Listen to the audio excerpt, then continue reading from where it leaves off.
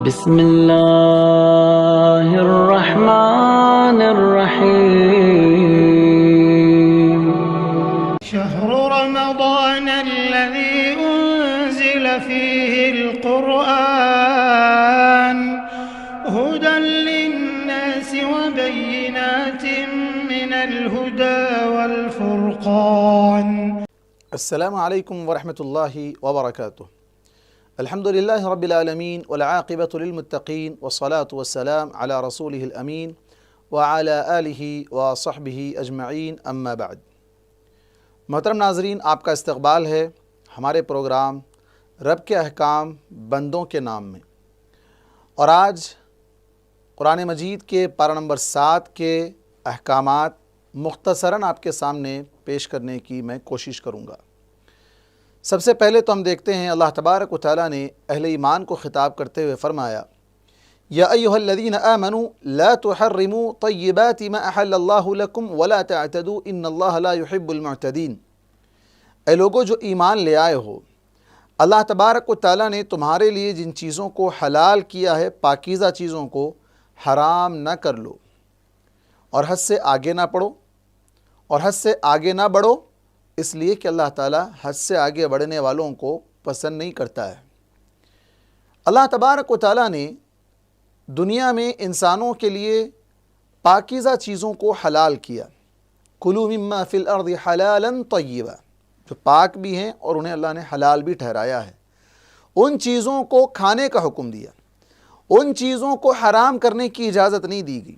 کسی چیز کو انسان اپنے طور پر اگر وہ چیز اس کو ناپسند ہو تو اسے وہ حرام نہیں کہہ سکتا ہے.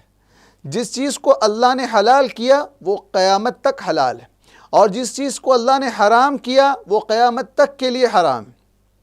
اور آگے بڑھتے ہیں، اللہ تبارک و تعالیٰ نے آگے فرمایا، وَكُلُوا مِمَّا رَزَقَكُمُ اللَّهُ حَلَالًا طَيِّبًا. اللہ نے جو تمہارے لیے روزی دی ہے وہ حلال ہے، پاکیزہ ہے، اسے کھاؤ. حلال اور پاکیزہ دو چیزیں ہیں، حلال بھی ہو اور پاکیزہ بھی ہو. اور ایسا نہیں ہے کہ اللہ تعالیٰ نے کسی ناپاک چیز کو حلال کیا ہے، نہیں، بلکہ جس چیز کو بھی اللہ نے حلال کیا ہے وہ پاکیزہ ہی ہے، انسان کے لیے مناسب ہی ہے، تبھی تو اللہ تبارک و تعالیٰ نے اس کو حلال قرار دیا.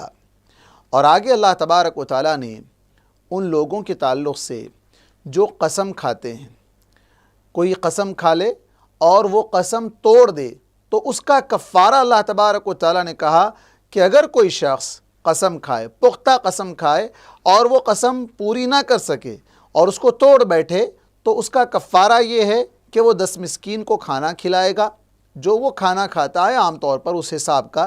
اور یا پھر 10 مسکین کو کھانا نہیں کھلا سکتا ہے تو 10 مسکینوں کو کپڑے پہنائے گا. کپڑے نہیں پہنا سکتا ہے تو پھر غلام آزاد کرے گا. اگر یہ تینوں کام نہیں کر سکتا ہے تو پھر وہ 3 دن کے روزے رکھے گا. پھر اس کے بعد قرآن مجید کی یہ بہت ہی اہم آیت جو سورہ مائدہ کی آیت نمبر 123، جس کے اندر اللہ تبارک و تعالیٰ نے شراب کو ہمیشہ کے لیے حرام قرار دے دیا. اللہ نے فرمایا، یا ایھا الذین آمنوا انما الخمر والمیسر والانصاب والازلام رجس من عمل الشیطان فاجتنبوہ. جوے کو اور شراب کو اور جو تیروں کے ذریعے سے قسمت معلوم کیا جاتا تھا، اس تمام عمل کو اللہ تبارک و تعالیٰ نے حرام قرار دے دیا. آپ جانتے ہیں کہ شراب کو 3 اسٹیجوں میں حرام قرار دیا گیا. پہلے کہا گیا کہ شراب کے اندر لوگ اگرچہ کہ فائدہ سمجھتے ہیں لیکن فائدے کے مقابلے میں اس کا گناہ زیادہ ہے، اثمہما اکبر من نفعہما. اور اس کے بعد کہا گیا دوسرے مقام پر یا دوسرے نمبر پر کہ شراب پی کر نشے کی حالت میں نماز کے قریب مت آؤ. اور تیسری مرتبہ یہ جو فائنل آرڈر آیا جس کے اندر کہہ دیا گیا کہ شراب حرام کر دی گئی.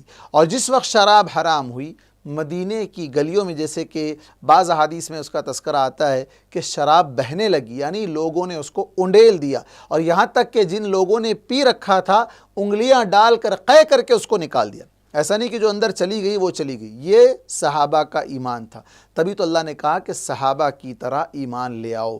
جب کوئی حکم نازل ہوتا فوراً اس کو اپنے آپ پر فٹ کرتے، لیکن آج ہم دیکھتے ہیں کہ قرآن کے احکامات جو بھی سامنے آتے ہیں، ہم اسے اپنے آپ پر فٹ کرنے کے بجائے ہم دوسروں پر فٹ کرنے یا دوسروں کی طرف اس کو منتقل کرنے کی کوشش کرتے ہیں۔ اس کے بعد اللہ تبارک و تعالیٰ نے شیطان کی ایک بہت بڑی چال سے لوگوں کو واقف کروایا۔ شیطان چاہتا ہے کہ تمہارے درمیان بغض اور عداوت ڈالے۔ انما یرید الشیطان ان یوقع بینکم العداوۃ والبغضاء فی الخمر والمیسر، شراب پینے سے بھی اور جوا کھیلنے سے، یہ دونوں چیزوں سے شیطان لڑاتا ہے، آپس میں پھوٹ ڈالتا ہے۔ اور آپ دیکھیں گے کہ معاشرے میں قتل و غارت گری، فساد، لڑائی جھگڑے، یہ سب شراب اور جوے کی بنیاد پر زیادہ ہوتے ہیں۔ اور شراب کو احادیث میں ام الخبائث کہا گیا، یعنی تمام برائیوں کی جڑ اس کو قرار دیا گیا۔ اس سے بچنا نہایت ضروری ہے۔ اس کے بعد اللہ تبارک و تعالیٰ نے شکار کے احکام بتلائے کہ حالت احرام میں، حدود حرم میں کسی جانور کا شکار نہیں کر سکتا۔ اور اس کے بعد اللہ تبارک و تعالیٰ نے سمندری جانور کو حلال قرار دیا۔ احل لکم صید البحر، جو سمندر کا شکار ہے وہ حلال ہے، وطعامہ متاعا لکم، اللہ نے کہا کہ اس کی غذا یا جو بھی گوشت وہاں سے تم کو ملتا ہے وہ تمہارے لیے فائدہ ہے۔ اس کے اندر اللہ تبارک و تعالیٰ نے اس کے اندر فائدے رکھے ہیں۔ اور اللہ کے نبی صلی اللہ علیہ وسلم نے بھی اس سلسلے میں جب آپ سے پوچھا گیا تھا کیا سمندر کے پانی سے ہم وضو کر سکتے ہیں، تو آپ نے کہا پانی پاک ہے اور اس کا مردار حلال ہے۔ والحل میتتہ، سمندر کے تمام مردار سوائے وہ جانور جو پانی کے علاوہ زمین پر بھی رہتے ہیں، تو ان جانوروں کا مردہ ہو کر حلال ہونا ثابت نہیں ہے، حلال وہ نہیں ہو سکتے ہیں۔ اور اسی طرح وہ جانور جو چیر پھاڑ کر کھانے والے ہیں، اللہ کے نبی صلی اللہ علیہ وسلم نے اس کو حرام قرار دیا، تو وہ بھی جانور حرام ہیں، وہ حلال نہیں ہو سکتے ہیں۔ محترم ناظرین، سورت کے آخر میں اللہ تبارک و تعالیٰ نے اس واقعے کا تذکرہ کیا جو عیسیٰ علیہ السلام سے متعلق ہے، مائدے کا، دسترخوان نازل کرنے کا۔ جیسا کہ عیسیٰ علیہ السلام نے کہا تھا اللہم ربنا انزل علینا مائدۃ من السماء، اللہ آسمان سے ہمارے لیے دسترخوان نازل فرما۔ اللہ نے کہا انی منزلها علیکم، میں نازل تو کروں گا، فمن یکفر بعد منکم، اور اس کے بعد اگر کوئی کفر کرے تو اسے دردناک عذاب دوں گا۔ اس کے بعد والی آیتوں میں عیسیٰ علیہ السلام سے اللہ تبارک و تعالیٰ کل قیامت کے دن کیا پوچھے گا اور عیسیٰ علیہ السلام اس کا کیا جواب دیں گے، اللہ نے وضاحت کر دیا۔ اللہ تبارک و تعالیٰ نے کہا وَإِذْ قَالَ اللَّهُ يَا عِيسَى ابْنَ مَرْيَمَ أَأَنْتَ قُلْتَ لِلنَّاسِ اتَّخِذُونِي وَأُمِّيَ إِلَٰهَيْنِ مِن دُونِ اللَّهِ، عیسیٰ علیہ السلام سے پوچھا جائے گا کیا آپ نے لوگوں سے کہا تھا کہ مجھ کو اور میری ماں کو اللہ کے علاوہ معبود بنا لو؟ عیسیٰ علیہ السلام کہیں گے سبحانک، اللہ تو پاک ہے، ما یکون لی ان اقول ما لیس لی بحق، اللہ مجھے اس طرح کی ناحق بات کرنے کا کیا حق پہنچتا ہے، میں تو یہ نہیں کہا ہوں۔ بلکہ آپ آگے کہیں گے ان کنت قلتہ فقد علمتہ، اگر میں کہا ہوتا تو اللہ تو اس کو جان لیتا، تو اس کو جان لیتا، تعلم ما فی نفسی ولا اعلم ما فی نفسک، کیونکہ تو میرے دل کی باتوں کو جانتا ہے اور میں تیرے دل کی باتوں کو نہیں جانتا ہوں۔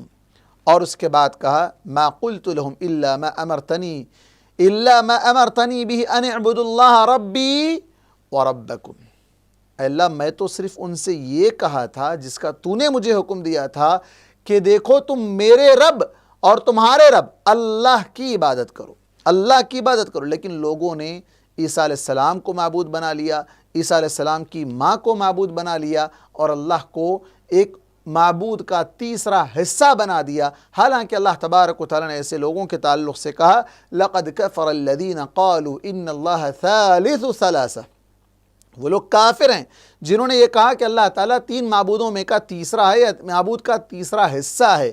اللہ نے کہا کہ ایسے لوگ کافر ہیں۔ محترم ناظرین، اس کے بعد ہم آتے ہیں سورہ انعام کی طرف۔ سورہ انعام جس کے اندر اللہ تبارک و تعالیٰ نے مختلف چوپایوں کا، جانوروں کا تذکرہ کیا جس کو اللہ نے حلال قرار دیا ہے۔ ہم انشاءاللہ اس کی تفصیل یا اس کے بارے میں گفتگو اگلے پارے میں کریں گے، چونکہ وہ آیتیں اگلے پارے میں آنے والی ہیں۔ لیکن یہاں ہم دیکھتے ہیں مزید احکامات اللہ تبارک و تعالیٰ نے اس سورت کے اندر نازل فرمائے ہیں۔ تو آئیے دیکھتے ہیں۔ سب سے پہلے اللہ تبارک و تعالیٰ نے کہا قُلْ أَغَيْرَ اللَّهِ اتخذ ولیا فاطر السماوات والارض وهو يطعم ولا يطعم۔ اللہ تبارک و تعالیٰ نے اپنا تعارف بڑے اچھے انداز میں مثال کے ذریعے سے سمجھایا ہے۔ کہا اے نبی آپ کہہ دیجئے کیا میں اللہ کے علاوہ کسی ایسے کو معبود بناؤں؟ کس کو معبود بناؤں؟ غیر اللہ اتخذ ولیا، اللہ کو چھوڑ کر کس کو معبود بناؤں جبکہ اللہ تبارک و تعالیٰ فاطر السماوات والارض، آسمان و زمین کا پیدا کرنے والا ہے، وَهُوَ يُطْعِمُ، وہ کھلاتا ہے، وہ کھاتا نہیں ہے، وَلَا يُطْعَمُ، اس کو کھلایا نہیں جاتا۔ آج آپ دیکھ لیں اس فارمولے پر آپ اگر دیگر معبودوں کو جانچنا چاہیں تو بڑے اچھے انداز میں آپ جانچ سکتے ہیں کہ اللہ کے علاوہ جتنے معبود ہیں وہ سب کے سب معبودان باطلہ ہیں، جن کے سامنے چڑھاوے چڑھائے جاتے ہیں، نذرانے پیش کیے جاتے ہیں، قربانیاں دی جاتی ہیں، کیا کچھ نہیں کیا جاتا ہے۔ حالانکہ ہم بقر عید میں قربانی کرتے ہیں، اللہ نے کہا لَن يَنَالَ اللَّهَ لُحُومُهَا وَلَا دِمَاؤُهَا، نہ اس کا گوشت پہنچتا ہے نہ خون پہنچتا ہے، پہنچنے والی چیز تمہارے دلوں کا تقویٰ پہنچتا ہے۔ اللہ نے یہاں کہا وہ یطعم، وہ کھلاتا ہے، کتنوں کو کھلا رہا ہے۔ اللہ تبارک و تعالیٰ کائنات کی تمام جاندار مخلوقوں کو سب کو کھلا رہا ہے۔ اللہ کا یہ وعدہ ہے وَمَا مِن دَابَّةٍ فِي الْأَرْضِ إِلَّا عَلَى اللَّهِ رِزْقُهَا، اللہ نے اپنے ذمے لے رکھا ہے ان کی تمام روزیوں کو۔ اللہ تبارک و تعالیٰ سب کو کھلا رہا ہے، سمندر کی مخلوق کو کھلا رہا ہے، پہاڑوں کی مخلوق کو کھلا رہا ہے، ہواؤں کی مخلوق کو کھلا رہا ہے، انسانوں کو کھلا رہا ہے، نہ جانے اور کتنی مخلوق ہیں جنہیں اللہ تبارک و تعالیٰ روزی دے رہا ہے، ہم جانتے بھی نہیں ہیں۔ لیکن کیا یہ معبودان باطلہ جن کے سامنے آج لوگ جا کر اپنی روزی مانگتے ہیں، اولاد مانگتے ہیں، کیا کچھ مانگتے ہیں، کیا یہ لوگ کسی کو کھلا سکتے ہیں؟ بلکہ حالت تو یہ کہ ان کو کھلایا جا رہا ہے، ان کے نام پر چندے جمع ہوتے ہیں، ان کے نام پر غلہ حراج ہوتا ہے، کیا کچھ نہیں ہوتا ہے۔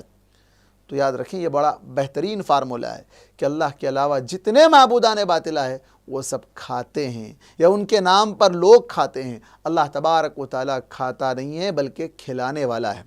اور اس کے بعد آگے اللہ تبارک و تعالیٰ نے فرمایا وَعِندَهُ مَفَاتِحُ الْغَيْبِ لَا يَعْلَمُهَا إِلَّا هُوَ، غیب کی کنجیاں اللہ کے پاس ہے، غیب کا علم اللہ تبارک و تعالیٰ کے پاس ہے۔ اللہ تبارک و تعالیٰ فرماتا ہے لا يعلمها الا هو، اللہ کے علاوہ غیب کوئی نہیں جانتا۔ لیکن آج ہمارے مسلمان بھائی ہیں جو اللہ کے نبی صلی اللہ علیہ وسلم کے بارے میں یہ دعویٰ کرتے ہیں کہ اللہ کے نبی غیب جانتے تھے، حالانکہ اللہ کے نبی خود نے کہا ہے، قرآن کی آیت ہے وَلَوْ كُنْتُ أَعْلَمُ الْغَيْبَ لَاسْتَكْثَرْتُ مِنَ الْخَيْرِ، اگر میں غیب جانتا ہوتا تو ساری بھلائیاں جمع کر لیتا۔ اللہ کے نبی صلی اللہ علیہ وسلم غیب نہیں جانتے تھے۔ اللہ کے نبی صلی اللہ علیہ وسلم نے خود کہا ہے کہ مجھے غیب نہیں معلوم ہے، لا اعلم الغیب، غیب نہیں جانتا ہوں میں۔ لیکن اس کے باوجود بھی کتنے ایسے لوگ ہیں جو اللہ کے نبی صلی اللہ علیہ وسلم کے بارے میں غلط عقیدہ رکھ کر گمراہ ہو رہے ہیں اور دوسروں کو گمراہ کر رہے ہیں۔ اس بارے میں مزید تفصیل انشاءاللہ خصوصی ایپیسوڈ میں ہم آپ کے سامنے بیان کریں گے کہ اللہ کے نبی صلی اللہ علیہ وسلم غیب جانتے تھے یا نہیں جانتے تھے، اگر نہیں جانتے تھے تو کتنا آپ کا نقصان ہوا اور اگر جانتے تھے تو کتنا آپ کا فائدہ ہوا۔ انشاءاللہ خصوصی پروگرام میں آپ کے سامنے اس پر گفتگو سامنے آئے گی۔ آگے اللہ تبارک و تعالیٰ نے فرمایا وَيَعْلَمُ مَا فِي الْبَرِّ وَالْبَحْرِ وَمَا تَسْقُطُ مِنْ وَرَقَةٍ إِلَّا يَعْلَمُهَا، جو پتا بھی درخت سے زمین پر گرتا ہے اس کا بھی علم اللہ تبارک و تعالیٰ کو ہے۔ اللہ تعالیٰ ہر چیز کو جاننے والا ہے، وہ علام الغیوب، وہ تمام غیوب کا علام، بہت زیادہ جانکاری رکھنے والا ہے۔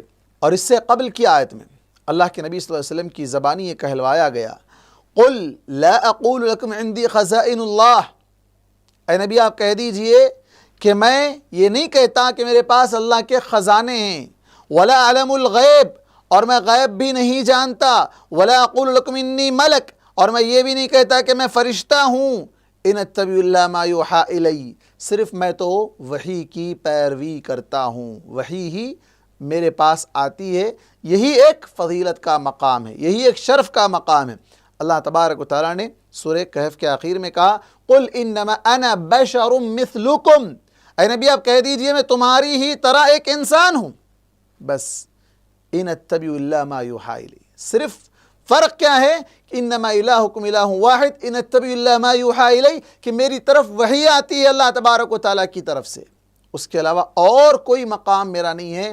اسی لیے کہا لا تطرونی کما اطرت النصارى، عیسیٰ علیہ السلام کی شان میں جیسا نصارہ نے غلو کیا ہے ویسا غلو میری شان میں نہ کرو۔ لیکن آج لوگ اللہ کے نبی صلی اللہ علیہ وسلم کو اس معاملے میں اللہ کے نبی صلی اللہ علیہ وسلم غیب جانتے تھے دعویٰ کر کے بہت ہی بڑی گمراہی میں پڑ رہے ہیں۔ اللہ ہدایت دے۔ محترم ناظرین، اس کے بعد آگے اللہ تبارک و تعالیٰ نے فرمایا وَهُوَ الَّذِي يَتَوَفَّاكُمْ بِاللَّيْلِ، اللہ تبارک و تعالیٰ تمہیں رات میں موت دیتا ہے. مطلب جو نیند ہے وہ موت کی بہن ہے، چھوٹی موت ہے. اور انسان صبح اٹھتا ہے تو دعا پڑھتا ہے الحمدللہ الذی احیانا بعد ما اماتنا، تمام تعریف اس اللہ کے لیے جس نے ہمیں زندگی دی ہمارے مرنے کے بعد. ہم روزانہ زندہ ہوتے ہیں، روزانہ رات میں مرتے ہیں، روز صبح میں ہم جب اٹھتے ہیں تو ہماری زندگی کا وہ نیا دن ہے، وہ نئی زندگی ہے. اور اگر زندگی ختم ہو جائے تو پھر ہم نہیں اٹھ پاتے ہیں. تو اللہ تبارک و تعالیٰ ہی موت دینے والا ہے، اللہ کے علاوہ کوئی موت دینے والا نہیں ہے، اور اللہ کے علاوہ کوئی کسی مردے کو زندہ بھی کرنے والا نہیں ہے. اور آگے اللہ تبارک و تعالیٰ فرمایا قُلْ هُوَ الْقَادِرُ عَلَىٰ أَن يَبْعَثَ عَلَيْكُمْ عَذَابًا مِّن فَوْقِكُمْ اور من تحت ارجلکم، وہ اللہ تبارک و تعالیٰ قادر ہے تم پر اوپر سے عذاب نازل کرے یا نیچے سے عذاب، اللہ تبارک و تعالیٰ تمہارے پیروں کے نیچے سے اللہ تعالیٰ تم پر عذاب مسلط کر دے. وہ جہاں سے چاہے تمہیں عذاب میں گرفتار کر سکتا ہے. پھر آگے اللہ تبارک و تعالیٰ ابراہیم علیہ السلام کا وہ تفصیلی تذکرہ کہ انہوں نے سورج کو دیکھ کر، چاند کو دیکھ کر اور ستاروں کو دیکھ کر کہا تھا، پہلے لوگوں کو بتلانے کے لیے کہ یہ رب نہیں ہو سکتے ہیں، کہا یہ رب ہے، لیکن جب وہ ڈوب گئے تو کہا یہ رب نہیں ہو سکتے ہیں. آگے کہا انی وجہت وجہی للذی فطر السماوات والارض، میں تو اس ذات کی طرف رخ کرتا ہوں جس نے آسمان و زمین کو پیدا کیا.